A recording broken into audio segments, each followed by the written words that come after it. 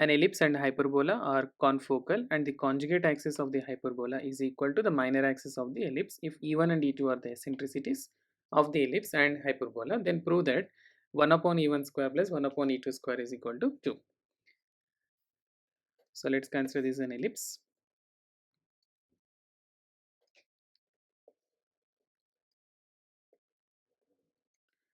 And an hyperbola.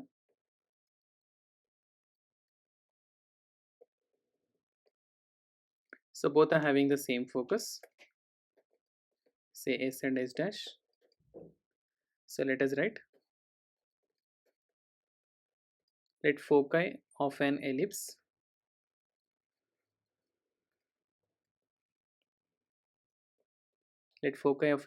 are plus or minus AE1 comma 0, because E1 is eccentricity of the ellipse, and thus confocal means it's having the same focus.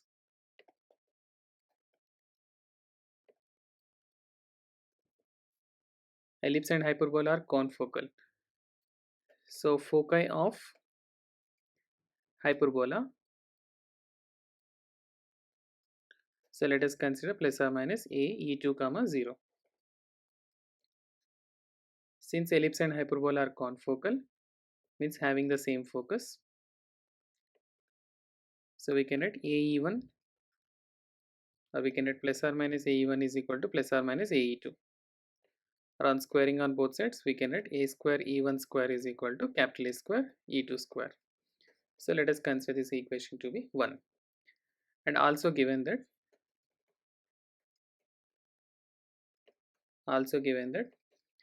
conjugate axis of the hyperbola is equal to the minor axis of the ellipse. Conjugate axis of hyperbola is equal to minor axis of ellipse.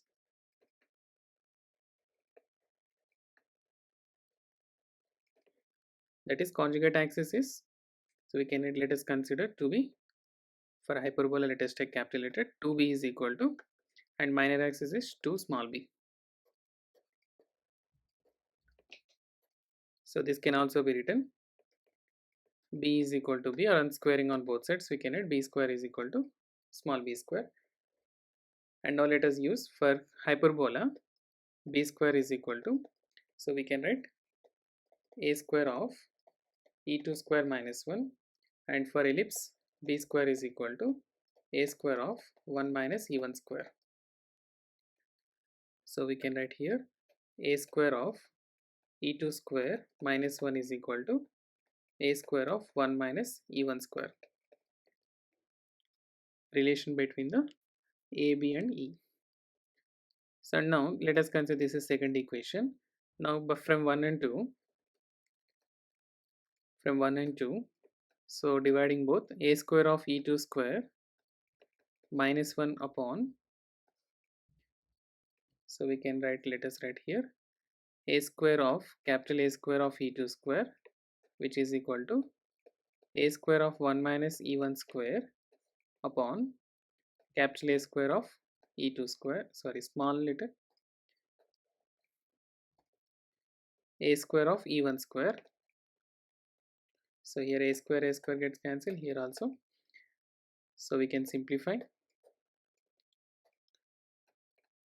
e2 square upon e2 square minus 1 upon e2 square, which is equal to 1 upon e1 square minus e1 square upon e1 square. So 1 minus 1 upon e2 square, which is equal to 1 upon e1 square minus 1, or on simplifying 1 minus of minus 1 will come 2 is equal to 1 upon e1 square plus 1 upon e2 square. So therefore we can conclude that 1 upon e1 square plus 1 upon e2 square is equal to 2. So hence proved. Okay. Please like, share, subscribe and support us. Thank you.